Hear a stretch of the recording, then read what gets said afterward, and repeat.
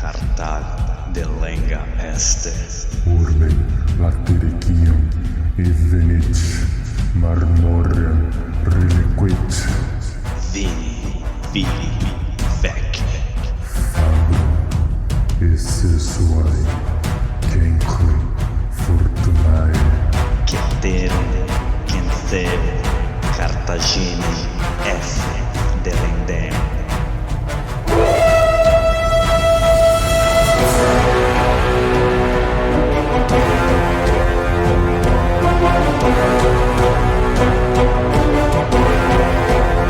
Alô amigos, alô galera, estamos de volta para o 50º episódio do podcast Roma Nua e Crua. Quem vos fala é Bruno Prandi e no backstage ele, o abstêmio Douglas de Brito. Eu sou o Douglas, você não é o Douglas. O salve para a nossa tetrarquia.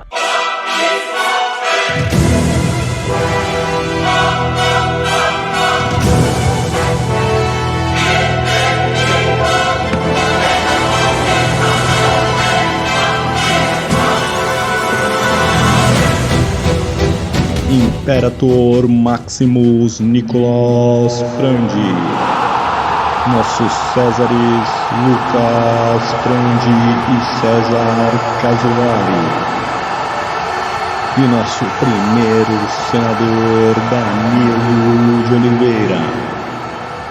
Aproveitar para mandar um salve para todos os nossos apoiadores, mesmo os que não estão aqui na Tetrarca, para todos que comentam, compartilham, curtem a gente nas redes sociais, nos agregadores, dão avaliação positiva. O nosso muito obrigado. Agora vamos recapitular.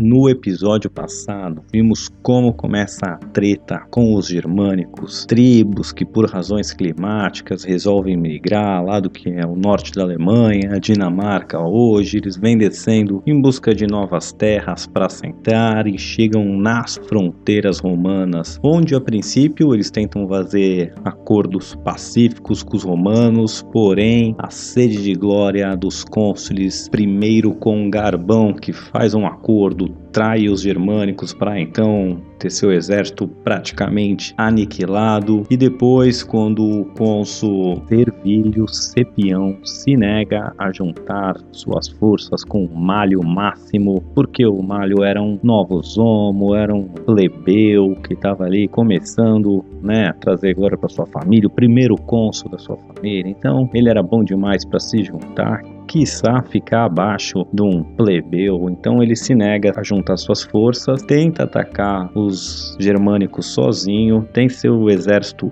aniquilado, e depois os germânicos atacam então as forças do Malio, que sozinha não teve a menor chance, e assim temos a maior derrota romana da história, ou uma das maiores derrotas de todos os tempos, mais de 80 mil mortos. Os romanos então se desesperam, pois o caminho está livre para os germânicos invadirem a Península Itálica, até Roma não tem nenhuma força ali para parar eles. Com uma decisão então de desespero, os romanos resolvem eleger Mário, o nosso Caio Mário, para o seu segundo consulado, com apenas 2 anos de distância aí da primeira vez que foi eleito, ou alguns anos, e isso não era algo nem, como eu posso dizer, legal, porém, circunstâncias precisavam. O Mário era o único que conseguiu dar jeito na guerra jugurtina, quiçá agora será o único a dar jeito nessa guerra símbria, e por razão de pressão popular, o Marião vai ser eleito. E claro, vai começar suas famosas reformas no exército romano. Então vamos pular logo pro episódio de hoje.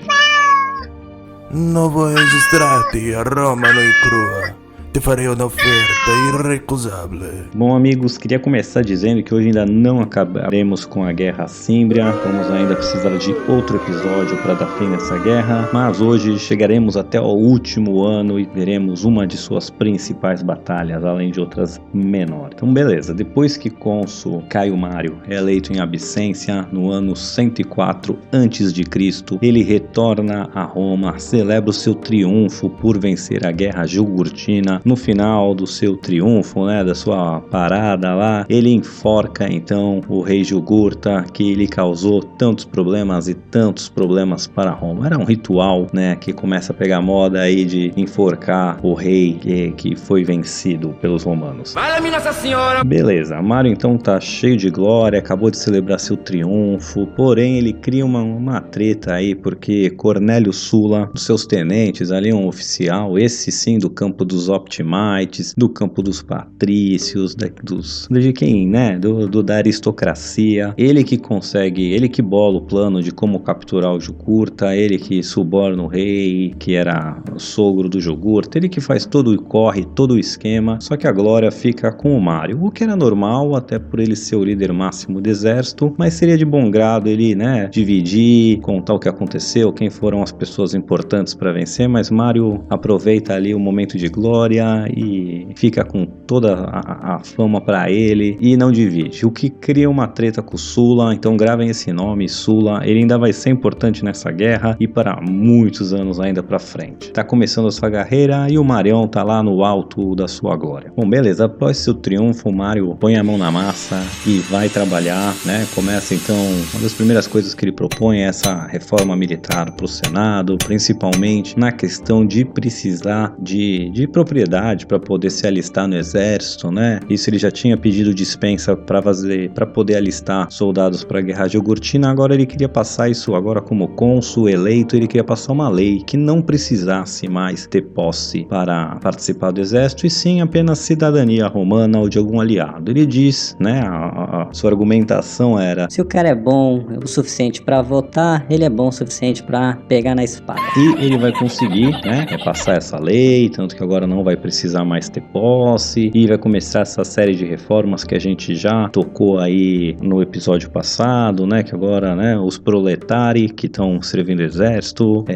que também as outras mudanças estruturais do sistema manipular para o sistema de coorte, do fim do trem de bagagem, da padronização de equipamento, do fornecimento de equipamento, né, bélico e também roupas e todo o equipamento agora ser fornecido pelo Estado, a profissionalização das forças, porque agora, uma vez alistado, esse soldado vai cumprir aí de 16 a 20 anos de carreira militar até poder ser liberado, e vai melhorar muito, né, agora com as suas táticas, com o seu vigor, com o seu treinamento físico e tático, estratégico. Então não vai ser o cara que luta lá 3, 4 meses do ano, depois volta para sua fazenda e vai se alistar sei lá quando de novo. Não, agora o cara é um soldado de carreira com salário pago pelo Estado, e isso vai melhorar muito o exército, como já foi abordado nos episódios anteriores, né? Vale ressaltar aqui só que essas reformas todas, né, apesar de parecer revolucionárias para o exército, o que se acredita é que já eram estratégias e coisas que vinham sendo já colocadas em prática por outros generais e comandantes romanos. A gente já viu até que o Mário já tinha pedido dispensa de propriedade, né, de precisar de propriedade para se alistar no seu exército, e acredita-se que outros comandantes e o Mário também já tenham testado outra dessas coisas, por exemplo, reduzir o trem de bagagem, padronizar o equipamento, padronizar o treino. Então acho que foi até fácil ele conseguir implementar essas mudanças todas pelo fato de elas já terem acontecido em momentos menores, em escala menor, com outros comandantes, e acredita só que ele consolidou esse monte de mudanças aí que Roma já vinha testando em pequena escala. Ele consolidou, tinha capital político, tinha capital humano para fazer isso, e conseguiu então realmente implementar essas reformas. Mas parece que não foi algo revolucionário da sua cabeça, e sim tentativa e erro do próprio exército romano ao longo dos anos. Quem é este podcaster?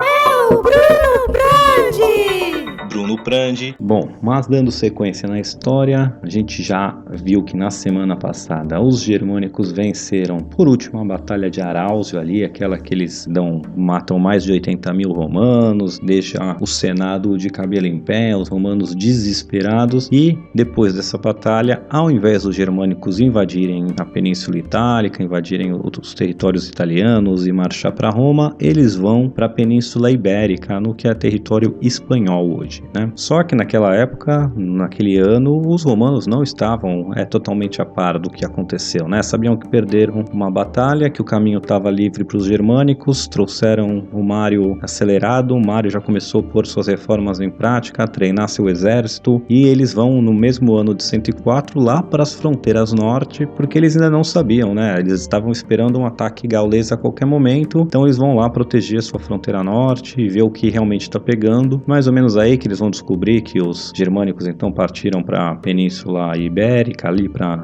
o território da Espanha, e o Marião tá ali guardando as fronteiras. Esse tumulto todo que os germânicos vieram causando, sua migração já passou pelo território da Gália, né? Pelo território que a gente chama de que seria República Tcheca, França, Suíça e, né, França, parte mediterrânea ali. Então eles foram também construindo alianças, eles foram mudando gente, né? Aliados romanos agora passam a ser aliados deles, a ser tributários deles. Então o que o Marião faz? Ele chega lá, vê que os germânicos não estão, eles vão atacar uma tribo gaulesa ali. Essa treta vai ser rápida, facilmente resolvida, digamos assim. Não era uma tribo tão grande, os romanos estão ali com uma força de cerca de 40 mil homens, era um baita exército, super bem treinado. Vale ressaltar também que essas tropas, em sua grande maioria, eram completamente inexperientes, porque eram pessoas que vinham, né, das classes que nem poderiam servir no exército. Então eles não tinham treinamento e outras campanhas, já não eram veteranos. Eles, lógico, já estavam meses treinando com o Marião, mas eles vão ter o seu primeiro combate de verdade, seu teste de ferro e fogo com essa tribo gaulesa.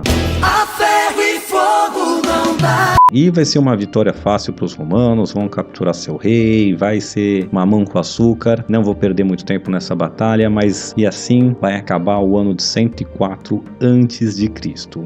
Os gauleses foram batidos, os germânicos partiram para a Espanha e os exércitos romanos estão ali no norte guardando as fronteiras porque sabem que os germânicos vão voltar a qualquer momento. E assim vamos para o ano de 103 a.C. Facciamo os nomes ingresso em Bruno Prandi Podcast Romano e Crua.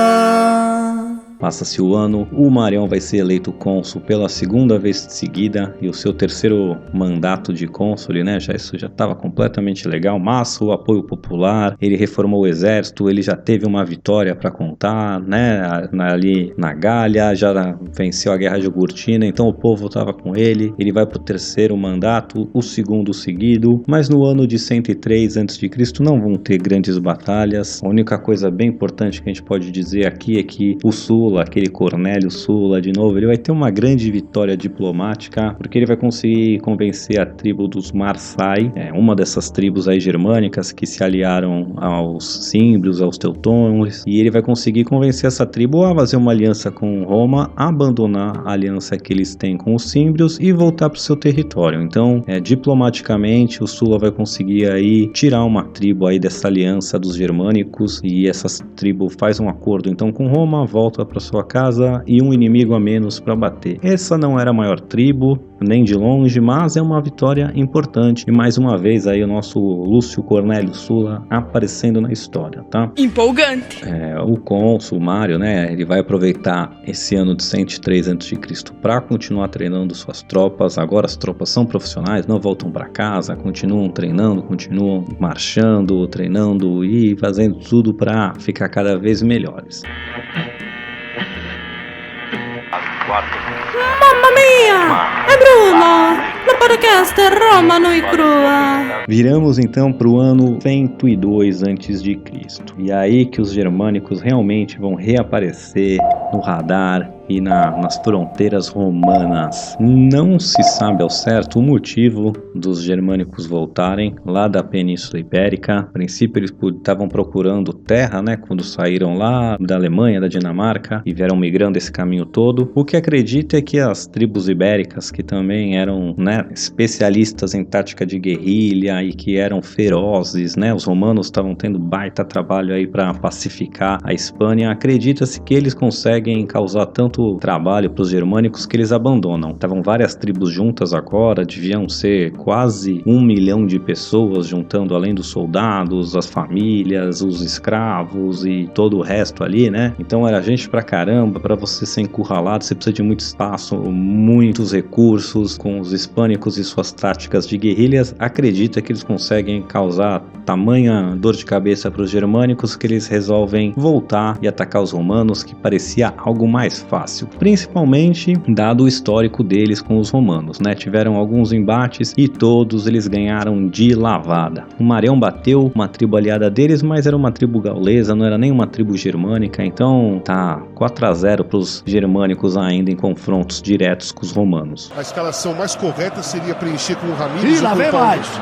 Ou será que não? E, né, no ano de 102 a.C., agora que os germânicos começam a reaparecer nas fronteiras, o Marião vai ser eleito cônsule pela 4ª vez, a 3ª vez seguida, e beleza, né? Agora que é realmente, depois que ele tá aí anos preparando o exército para isso, agora que ele não ia deixar, nem a população tava respaldando ele, então vai lá seguir de mais uma vez como cônsule consecutivamente e acabando com qualquer tipo de legalidade, deixando os irmãos Graco se revirando no túmulo. Tibério tentou se reeleger uma vez, foi morto a paulada. Já estamos aqui pela 4ª vez, pela 3ª vez seguida, com o seu 4º mandato de cônsul pro Marião. Boa, Marião, vamos por pau. It's me, Mario! Bom, essas tribos germânicas, quando voltam, né, elas tinham como seu principal contingente os Címbrios ou Químbrios, que tinham um contingente aí de soldados na casa de 200 mil guerreiros, mais famílias, mais o resto do pessoal aí, totalizando pelo menos uns 300 a 400 mil pessoas. E a outra tribo principal seria os Teutões, que tinham cerca aí de 100 mil soldados, mais famílias, mais animais, etc. E também, junto com os Teutões, a tribo dos Ambrones, que tinham também mais cerca de 30 mil soldados, e foi cooptado pelo caminho ali a se juntar essa horda bárbara. Com esse contingente tão gigante, os germânicos então decidem se dividir para invadir a Itália por 2 frentes, né? Os Címbrios então vão lá pelo norte, pelas passagens nos Alpes, e invadir a Itália por essas passagens. Os Teutões e os Ambrones resolvem ir descer ali do norte da Península Ibérica até a cidade ali de Massália e atravessar pela Gália Transalpina. Era mais ou menos o caminho que o Aníbal fez para chegar a primeira vez, ou o caminho que eles tentaram abrir por todas as guerras púnicas, né? Essa travessia da Itália, passando pela França e chegando na Espanha. Os romanos, então, também têm que dividir suas forças, né? Os cônsules para o ano eram o Caio Mário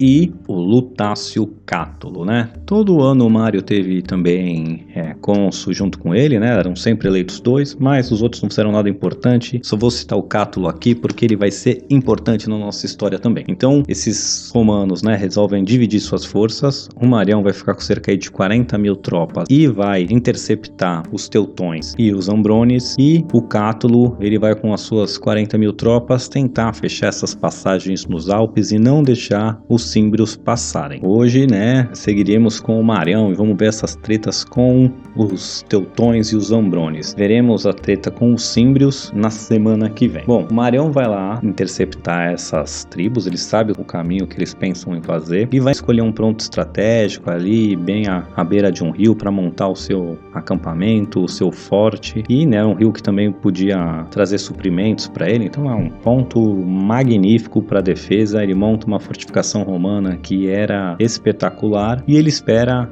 a chegada dos germânicos. Os Teutões e os Ambrones, então, quando entram em contato com o Marião, ali quando chegam no seu forte, eles começam a desafiar os romanos. Eles sabiam que atacar um forte romano não era uma boa ideia, então a primeira ideia é desafiar, ficam ali na frente por horas xingando, chamando pra mão, xingando de mariquinha, né? Tua mãe é minha, vem cá, seu bunda mole, seu frouxo, seu maricas. Como diria o nosso presidente. Tem que deixar de ser um país de maricas. Só que os romanos não compram, né? O Marião fica lá na sua no seu forte, no seu acampamento fortificado, falar: Cara, quer vir atacar? Vem atacar vocês, aí a gente não vai deixar o nosso acampamento. E aí então um dos germânicos se revolta e começa a desafiar o Mario, olhando no olho. Desce aqui, eu e tu, vamos resolver essa parada, seu e tu, cara, desce aí, quero ver se tu é homem mesmo. E o Marion dá um migué, fala que, né, eu não vou descer ao seu nível, quem dirá eu lutar com um retarda que nem você. Eles chamam um escravo lá, que era um gladiador, né, e fala: se tu quiser tu luta aí com meu escravo, mas tu quer morrer, se mata de uma vez, eu não vou me dar ao trabalho de matar um pé rapado como você. Bom, continua essas provocações aí pros romanos, mas os romanos não mordem a isca e continuam no seu forte. Os germânicos então perdem a paciência e partem pro ataque. E eles vão ficar tentando atacar e assaltar esse forte romano por 3 dias. Só que eles não conseguem furar as defesas e vão morrendo aos montes, né? Então passam 3 dias tentando atacar, são repelidos em todas as suas tentativas, perdem um bocado de gente e desistem. Só que eles fazem o seguinte: bom, vocês estão aí, vão ficar aí trancadinho no forte de vocês? Beleza, a gente vai seguir rumo à Itália, vai continuar nosso caminho. Então eles só passam o forte e seguem rumo a Massalia ali, que era a cidade que daria para atravessar depois para a Itália. O Marião então espera alguns dias até realmente toda essa horda passar, né? Todo mundo passar, seguir em marcha e não ficar ninguém ali à vista do acampamento romano. Demora alguns dias para essa horda inteira passar. Assim que eles passam, o Marião então abandona seu acampamento e começa a segui-los, né? Mantendo uma distância. Evitar o contato é a solução que a gente mais ouve falar. Só vendo para onde eles estão indo, ele já sabia mais ou menos, mas procurando algum caminho quando eles pararem, algum lugar que ele possa montar um novo acampamento. E essas hordas bárbaras germânicas aí vão parar perto do rio de Águas Céstias. E eles vão montar acampamento na margem do rio, porém eles também vão dividir suas forças. Então os Ambrones montam o seu próprio acampamento, alguns quilômetros acima os teutões montam seu acampamento. Difícil entender porque eles dividem as tropas, né? Uma vez que eles vão ficar mais, como eu posso dizer, expostos e mais fracos. Mas, primeiro, eles acreditavam que os romanos não daria na guerra com eles, né? Que eles já venceram várias batalhas, tirando esse incidente do forte aí, eles sempre bateram nos romanos fácil. E segundo, imagino que é manter também 500, 1000, né? Juntando famílias, juntando tudo, bárbaros aí num acampamento só, não são a mesma tribo, do nada dá uma treta, um bebe um pouco, chaveca a mulher do outro, toma uma facada. Então era fácil uma aliança começar a virar uma rivalidade se passar muito tempo junto, um monte de soldado armado, cheio de cachaça na mente às vezes. Então talvez por isso resolveram cada um montar o seu acampamento. Também tem a questão de hierarquia, o que acontece se um nobre teutão dá uma ordem para um cara Ambrone e ele não obedece. Então acho que estamos especulando que por isso resolveram deixar seus acampamentos separados. Bom, o Marião então vê onde eles pararam e vai parar também e montar um novo forte, um novo acampamento fortificado a alguns quilômetros. Ele está no outro lado da margem, só que ele não monta na margem diretamente, né? Ele vai alguns quilômetros para dentro e monta a margem lá. Isso dificulta muito seu acesso a uma fonte de água, né? E os soldados meio que reclamam: cara, como é que tu vai parar tão longe da água? Vai ser mau trabalho, a gente vai ficar morrendo de sede toda hora. Ele falou: cara, não tá vendo que os caras estão acampados ali na margem do rio? Tu vai lá buscar, tu paga o teu preço. Tá com sede, paga em sangue pra beber a água, porque os caras estão ali do lado. Então foi uma estratégia aí, ficar longe pra ficar menos vulnerável, né? Bom, os Ambrones, que eram essa tribo menor que tinha cerca aí de 70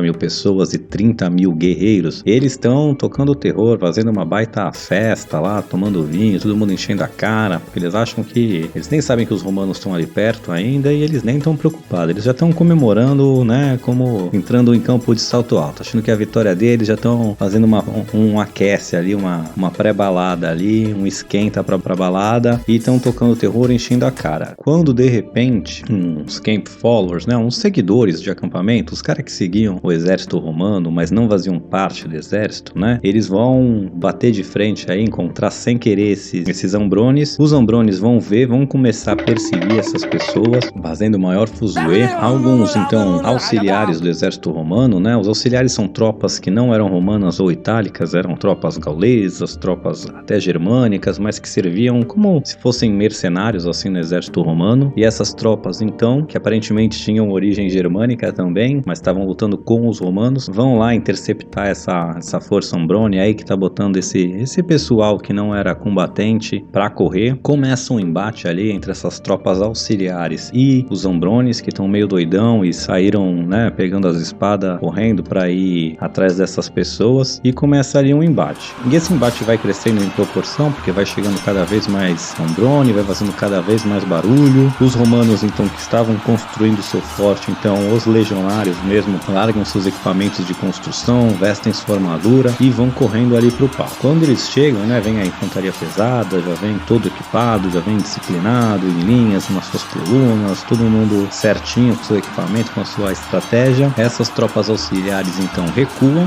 vão para trás da infantaria pesada, e essa infantaria pesada, então, começa uma chuva de pila, que eram as lanças romanas, né? Outra coisa que o Marion mudou no exército foi essa pila, que ele mudou o design para, uma vez que ela bater, perfurar ou o escudo ou a pessoa, ela meio que quebra ou entorta, ela fica inutilizável para a pessoa jogar de volta, que isso era um problema, né? Jogava lança, se não matasse ninguém, o cara pegava e jogava a sua lança de volta em você. Agora as lanças romanas, depois das reformas do Mario, não conseguem arremessar de volta. Ela entorta, ela quebra, e ela também foi feito um design para ela furar o escudo e ficar presa lá, né? Ela entorta a parte de ferro e você não consegue mais tirar a lança do escudo. Então o cara tinha que ou usar o escudo com uma lança pendurada, o que dificultava muito seu uso, ou jogar o escudo fora. E quando as tropas faziam o shield wall, né, aquele muro de escudo, ficava um escudo em cima do outro, várias vezes essa lança ia prender dois escudos juntos e aí completamente inutilizando, e as pessoas tinham que então deixar os escudos. Então os romanos vêm com suas infantaria pesada aí, começa a jogar várias saraivadas dessas pilas. Os germânicos então fazem esse shield wall, aí esse escudo esse muro de escudos, só que vai pinçando todos esses escudos juntos, e os Ombrones então, quando vão partir para o ataque, eles têm que jogar seus escudos fora. Como eles também foram em cima desses romanos aí de começo, sem nenhum tipo de preparativo, no meio de uma bebedeira, eles também não colocaram sua armadura nem nada, então eles não estavam totalmente equipados. Pegaram a espada e o escudo e foram, agora jogaram o escudo fora, então realmente só com uma espada na mão, e enfrentando agora a infantaria romana pesada, com todo o treinamento, com todo o equipamento em dia, e vira basicamente um massacre, né? Porque eles vão, atacam os romanos e vão sendo mortos aos montes. Isso vai durar aí cerca de 1 hora, um pouco mais que isso. Vão morrer aí, pelo menos 2/3 do exército Ombrone vai morrer aí nessa tentativa mal sucedida. Então eles fogem e vão, quem sobrevive vai se juntar com os teutões. Os romanos então começam uma baita festa, beber vinho, comemorar essa vitória, e vem o Marion logo cortar o barato. Cara, vocês estão loucos? A gente venceu a menor das forças, a gente logo vai tomar um contra-ataque, os teutões devem estar se preparando para atacar a gente, a força deles é mais de 100 mil, volta geral agora, vamos voltar para construir o acampamento, nem tá pronto o nosso forte. Dá uma bronca em geral e dá um choque de realidade ali na galera, e geral volta para realmente produzir o seu acampamento, fortificar ali e fazer outro forte, né? Vai caindo a noite, foi passando as horas, o Marion vê que ninguém atacou ele, e quando escurece, ele manda juntar todos os instrumentos, né? Tambor, corneta, esse tipo de coisa que era para passar sinal, fazer barulho mesmo. Ele pega um destacamento, junta todos esses equipamentos de som, vou chamar assim, e ele manda lá para a margem do rio, do outro lado do acampamento dos teutões. E qual que era a ideia ali? Era a tática de torcida organizada mesmo, sabe? Quando vem um time de fora jogar na tua cidade, tu vai lá na porta do hotel, ficar queimando fogo, fazendo barulho para não deixar o time dormir? Não sei. Era isso que eles fizeram. Foi lá, leva os tambores, leva a corneta, fica a noite inteira enchendo o saco pra não deixar os germânicos dormirem. E essa tática funciona, porque eles não dormem à noite, no dia seguinte eles não atacam os romanos, tem que tirar o dia pra dormir e descansar, já que a noite não deu, e assim o Mario ganha um tempo valioso e consegue terminar o seu forte. O Mario esperava ainda um ataque, mas vai passar um dia, vai passar outro, não acontece ataque nenhum. O Mario então começa a sondar a região onde ele pode achar um campo, uma área área legal para realmente ocorrer a batalha. E ele vai achar esse campo aí, esse battleground, esse campo de batalha, vai separar um lugar que ele acha um campão bem aberto, com florestas dos lados, né? Numa das pontas ali desse campo tem uma inclinação, um ponto mais alto, como se fosse uma colina assim, que ele vai colocar suas tropas ali. Ele então começa uma comunicação com esse acampamento teutão, meio que desafiando eles, os teutões desafiam de volta e meio que dizem pra ele: pode escolher onde você quiser, que a gente, né, sai do seu forte, a gente encara vocês em qualquer lugar. Ele fala: aproveita a chance, Então beleza, das coordenadas, a gente vai estar ali tal dia, venham com as suas tropas que a gente vai resolver essa treta. E então no dia marcado, lógico, o Marião chega mais cedo, ele vai posicionar suas tropas ali na colina, onde tem essa inclinação que o terreno favorece as suas tropas, e além disso, ele também vai mandar todo mundo que não for combatente, todos os animais, pegar todo mundo ali da redondência, das outras vilas ali em volta, vai falar: Vem, ajuda a gente aí, marcha, traga seus animais. Eles trazem todo mundo que dá ali, reúne o máximo de gente possível, mesmo que não fosse soldado, só pra levantar uma baita poeirada e parecer pros germânicos que o seu exército era muito maior do que era. Ele tinha cerca de 40 mil pessoas e o exército dos germânicos ali, dos teutões e o que sobrou dos Zambrones tinha entre 100 a 120 mil soldados, né? Então ele faz isso, os Zambrones e os teutões se convencem que o exército do Mário é maior do que era e resolvem então dividir suas forças, né, entre a força principal e de reserva, cada uma aí com 50 a 60 mil soldados. O Mário aproveitou que chegou antes também e escondeu 3 mil das suas tropas nessas florestas que tinha ao lado do campo, né? Então quando os germânicos chegam, eles já chegam com as suas tropas divididas, porque eles achavam, né, que a força do Mário era maior do que era, e o Mário fica a conseguir tudo o que ele queria, porque com essas forças divididas e com a sua posição ali na inclinação, na colina, ele vai conseguir agora absorver esses ataques germânicos, né, responder, porque ele tinha cerca ali de 37 mil soldados, e que vem um ataque de 50 mil, mas com a posição, com a organização, com os equipamentos romanos, ele acha que consegue absorver esses ataques frontais. Porém, se eles atacassem com uma força só, com 100 mil pessoas, provavelmente os romanos não conseguissem suportar um ataque tão feroz, tão poderoso. Bom, e agora vai começar a treta da Águas Sextias.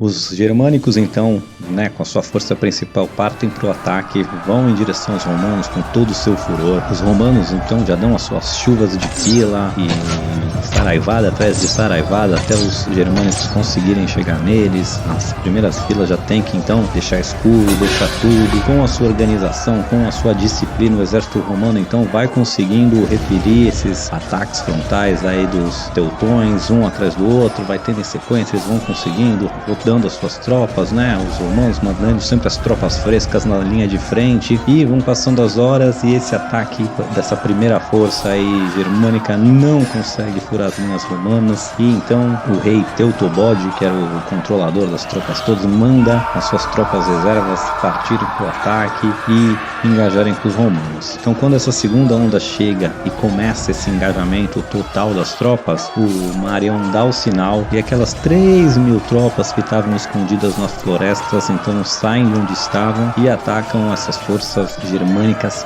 pela retaguarda. Apesar de ser uma força pequena de 3 mil, eles causam uma baita confusão, porque imagine tudo que sobe de poeira, mais o barulho de luta, gritos, sangue, sol. Então assim, eles nem entendem muito o que está acontecendo. Começa a gente morrer pela frente, por trás, começa um pandemônio e essas linhas germânicas começam a se quebrar. A parte de trás começa a fugir, o pessoal do meio não está entendendo nada, vem uns correndo, corre também, e acontece que quebra as linhas germânicas, né, sem entender, cai na armadilha do Marião. E como eu já falei aqui, quando as linhas quebram, quando o pessoal bate em retirada, é onde vai acontecer a maior parte das mortes. Os romanos então saem em perseguição, vão matando todos que conseguem pelo caminho, chegam até o acampamento dos teutões, vão invadir o acampamento. Eles, quando chegam lá e vão invadir, as mulheres germânicas teutonas, elas que conseguem até pegar armas e repelir o primeiro ataque romano inicial, mas os romanos se reorganizam então e partem pro abate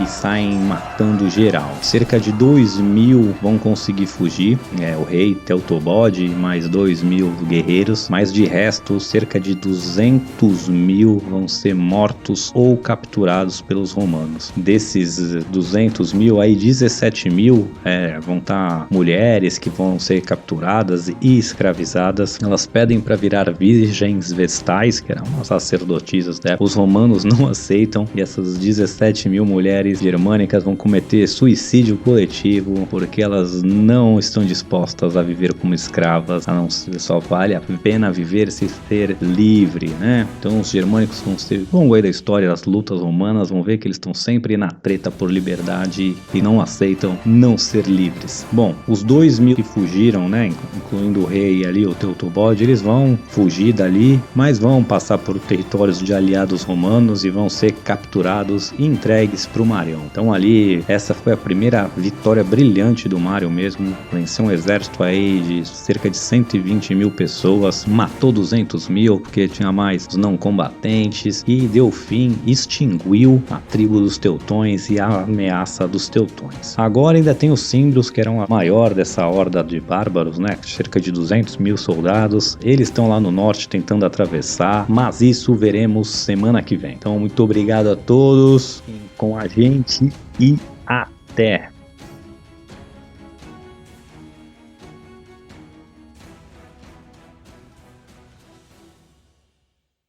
Alô amigos, alô galera, só lembrando que ainda tá muito fácil de participar do nosso seleto grupo de apoiadores carinhosamente apelidados de Tetrarquia. Você que gostaria de contribuir com este humilde podcast, por favor entre no link que está na descrição para visitar a nossa página do Padrim. Lá contém todas as informações necessárias e você poderá deixar seu nome registrado para sempre na história da educação brasileira. Vem!